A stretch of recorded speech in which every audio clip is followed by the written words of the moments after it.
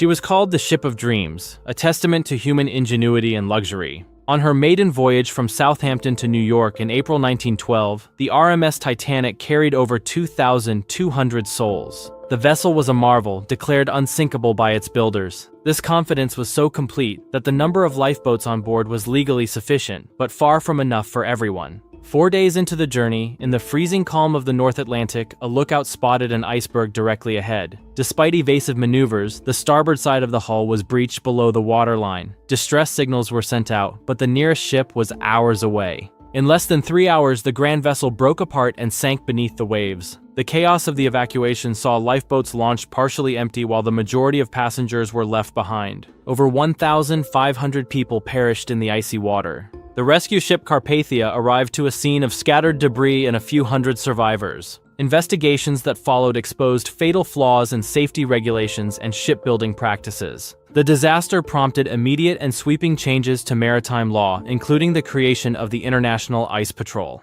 The ship that was a symbol of progress became a monument to overconfidence. It proves that the greatest dangers are often the ones we refuse to believe are possible. In the shadow of Mount Vesuvius, the Roman city of Pompeii thrived. It was a bustling resort for Rome's elite, filled with vibrant markets, ornate villas, and thousands of residents. The people of Pompeii were accustomed to minor earth tremors. They were a part of life. They were unaware that these tremors were the stirring of a dormant giant. In 79 AD, the mountain exploded with unimaginable force. A colossal column of ash, pumice, and gas shot miles into the stratosphere, blotting out the sun.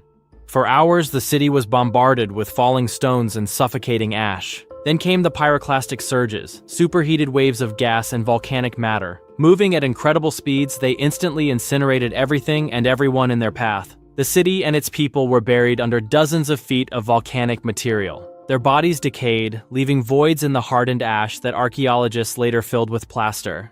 For nearly 1,700 years, Pompeii remained lost and perfectly preserved. Its rediscovery in the 18th century provided an unparalleled snapshot of Roman life, frozen at a single moment.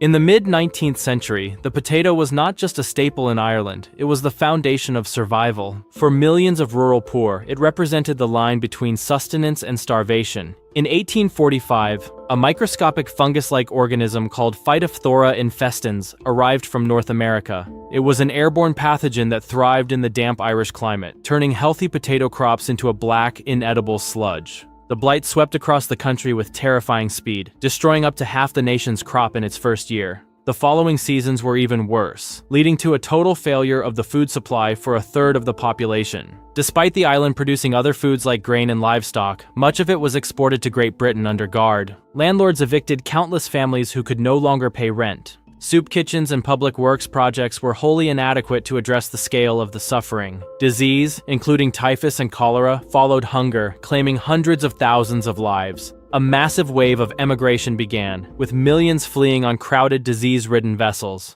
Those who survived the journey arrived in new lands with nothing.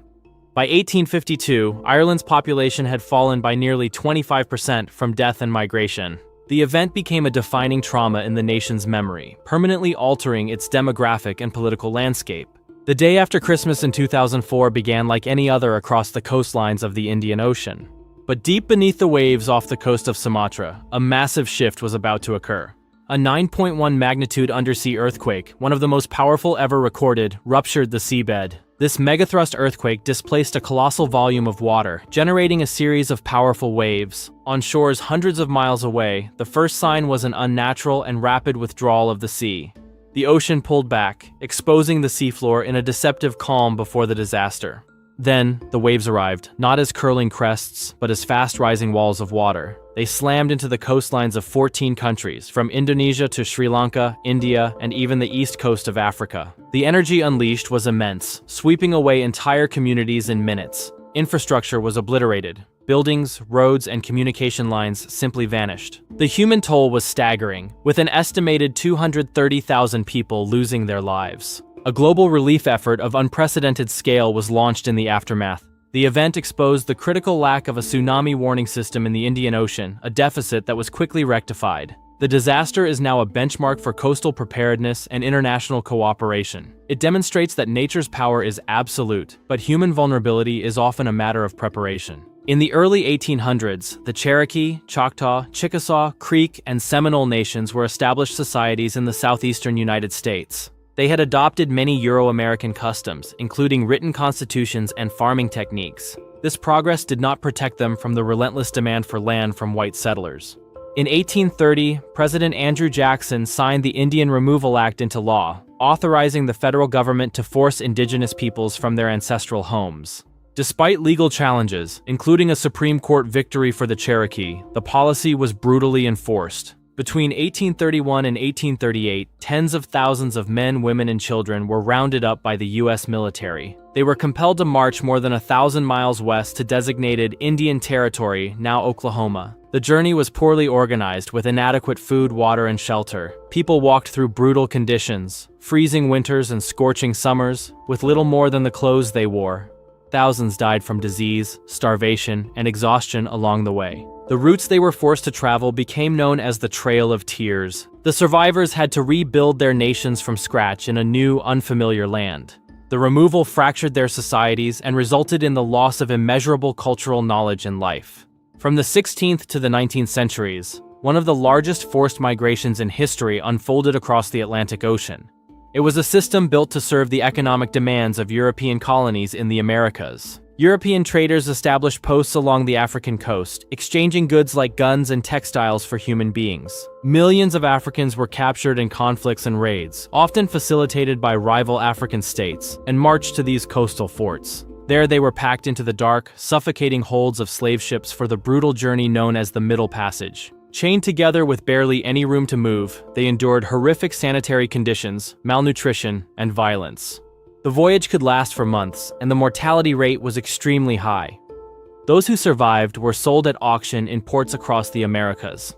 They were treated as property, their families torn apart, and they were forced into a life of hard labor on plantations producing sugar, cotton, and tobacco. An estimated 12.5 million Africans were forced onto these ships. Nearly 2 million are thought to have died during the journey alone. The system endured for 4 centuries, shaping the economies and societies of multiple continents. Its abolition was a long and arduous struggle, but its social and economic effects persist to this day.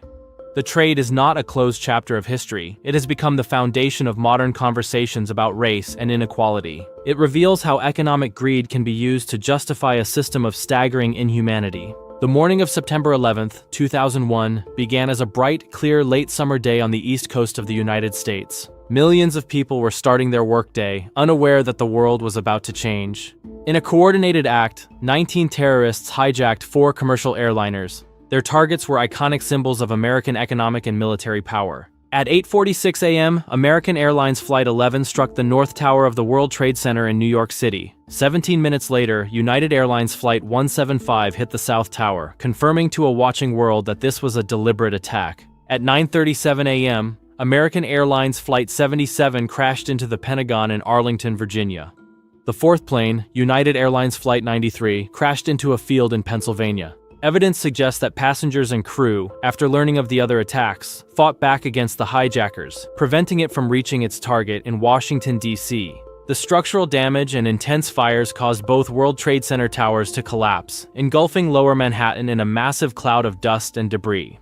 In total, 2,977 people from over 90 countries lost their lives in the attacks. The immediate aftermath was a scene of shock, rescue, and profound grief. The events led to a global war on terror, the creation of the Department of Homeland Security, and a complete overhaul of aviation security worldwide.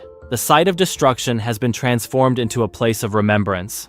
It proves that a single moment can reshape the geopolitical landscape and redefine a generation's sense of security. In the heart of Bhopal, India, a pesticide plant owned by Union Carbide was a source of local employment. It produced chemicals to help farmers, but it also stored large quantities of highly toxic substances. Among these was methyl isocyanate, or MIC, an extremely dangerous chemical. Over time, critical safety systems at the plant were reportedly neglected or shut down to cut costs. On the night of December 2, 1984, a large amount of water entered a tank containing 42 tons of MIC. This triggered a runaway chemical reaction, causing a massive increase in pressure and temperature inside the tank.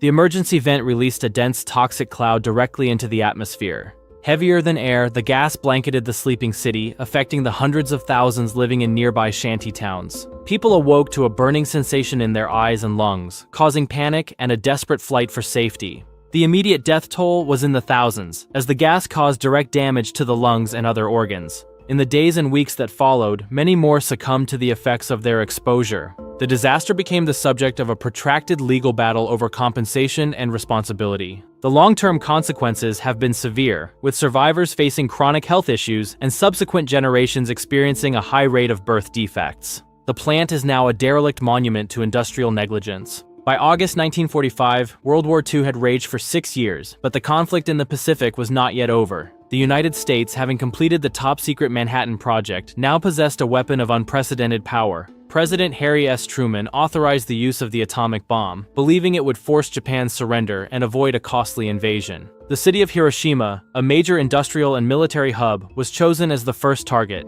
On August 6th, the Enola Gay flew over the city and released its payload, a uranium bomb nicknamed Little Boy. It detonated 1,900 feet above the ground, creating a blinding flash and a powerful fireball. The blast and the resulting firestorm destroyed nearly everything within a 1-mile radius. Tens of thousands of people were killed instantly. 3 days later, with Japan still not having surrendered, a second bomb, Fat Man, was dropped on the city of Nagasaki with similar results. In the following months, many more died from severe burns, radiation sickness, and other injuries. The total number of casualties from both cities is estimated to be between 129,000 and 226,000. On August 15th, Emperor Hirohito announced Japan's unconditional surrender, effectively ending the war. The bombings ushered in the nuclear age, fundamentally changing the nature of warfare and international relations. The cities are no longer just places on a map. They are global symbols of both mass destruction and the call for peace. It demonstrates humanity's capacity to create technology that can bring about its own annihilation. In the early 20th century, the Armenian people were a significant Christian minority within the predominantly Muslim Ottoman Empire. For centuries, they had lived across the Anatolian Peninsula, maintaining a distinct culture and identity. As the Ottoman Empire weakened, a nationalist movement led by the Young Turks rose to power. Amid the turmoil of World War I, this regime began to view the Armenian population as a threat to their plans for a homogeneous Turkish state. The persecution began systematically on April 24, 1915, with the arrest and execution of several hundred Armenian intellectuals and community leaders in the capital. Soon after, orders were issued for the widespread deportation of Armenian civilians from their homes. This was not a simple relocation, it was a death march. Hundreds of thousands of men, women, and children were forced to walk for months over hundreds of miles into the Syrian desert. They were deprived of food and water and subjected to robbery and violence by guards and bandits. Many perished from starvation, dehydration, and exhaustion. Others were killed in massacres carried out by special military units. By the end of the genocide in 1923, an estimated 1.5 million Armenians had died. Survivors were scattered across the globe, creating a large Armenian diaspora that continues to fight for recognition of the events. The event has become a foundational element of modern Armenian identity. In the late 1920s, Ukraine was the breadbasket of the Soviet Union, known for its fertile black soil and productive farms. Its millions of independent farmers were a cornerstone of the region's identity and economy. Joseph Stalin's regime sought to eliminate private land ownership and consolidate all agriculture into state-controlled collective farms. This policy was met with fierce resistance from the Ukrainian peasantry, who were then labeled as kulaks and enemies of the state. 1932, the Soviet government imposed impossibly high grain quotas on Ukraine. When farmers failed to meet these targets, brigades of activists were sent to confiscate not just all the grain, but all available food from their homes. A man-made famine was deliberately engineered. With all food sources removed and the borders sealed to prevent anyone from leaving, starvation became a weapon. The countryside fell silent as millions began to succumb to hunger. The state denied the existence of the famine, exporting millions of tons of grain to the West, while its own people starved. The peak of the deaths occurred in the spring of 1933, with estimates of 25,000 people dying each day. In total, it is estimated that between 3.5 and 7 million Ukrainians perished. The Holodomor, which means to kill by starvation, crushed the peasant resistance and devastated the Ukrainian nation for generations. The famine is now recognized by many countries as a genocide against the Ukrainian people. In the early 1990s, Rwanda was a nation simmering with ethnic tension. The division between the majority Hutu and the minority Tutsi populations had been hardened by decades of colonial rule and post-colonial politics. An extremist Hutu power ideology gained traction, promoted by political hardliners and media outlets. Radio stations in particular began broadcasting hateful propaganda, dehumanizing the Tutsi people and calling for their elimination. On the evening of April 6, 1994, a plane carrying Rwandan President Juvenal Habyarimana, a Hutu, was shot down. This assassination was the trigger. Extremists immediately blamed Tutsi rebels and launched their meticulously planned campaign of extermination.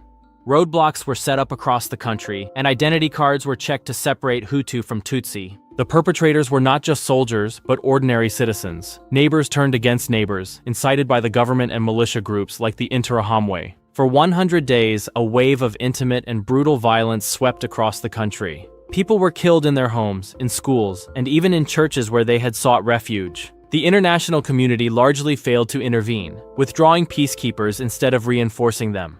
The genocide was only stopped when the Tutsi-led Rwandan Patriotic Front captured the capital, Kigali. In roughly 100 days, an estimated 800,000 Tutsis and moderate Hutus had been murdered. The nation faced the immense challenge of seeking justice and reconciliation. The event became the defining example of the world's failure to act in the face of genocide. When the line between order and chaos is terrifyingly thin, and that hatred, when weaponized by the state, can turn a society against itself. In the 1930s, Jewish people were an integrated part of German society and across Europe.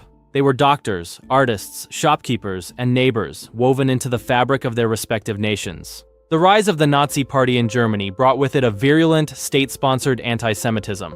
This ideology culminated in the Final Solution, a secret plan for the systematic extermination of all European Jews. Beginning with discriminatory laws and forced segregation into ghettos, the persecution escalated into an industrial-scale operation. Jewish people, along with other targeted groups like the Roma, Poles, political dissidents, and homosexuals, were rounded up across Nazi-occupied Europe. They were transported in cattle cars to a network of concentration and extermination camps. Upon arrival, many were sent directly to gas chambers. Others were subjected to forced labor, starvation, medical experiments, and unimaginable cruelty until they succumbed. The system was designed for maximum efficiency in mass murder, from the detailed record-keeping to the crematoria used to dispose of the bodies. By the time the camps were liberated by Allied forces in 1945, the full horror was revealed to the world. 6 million Jewish men, women, and children had been murdered. The aftermath led to the Nuremberg trials, establishing the legal precedent for crimes against humanity, and fueled the creation of the State of Israel.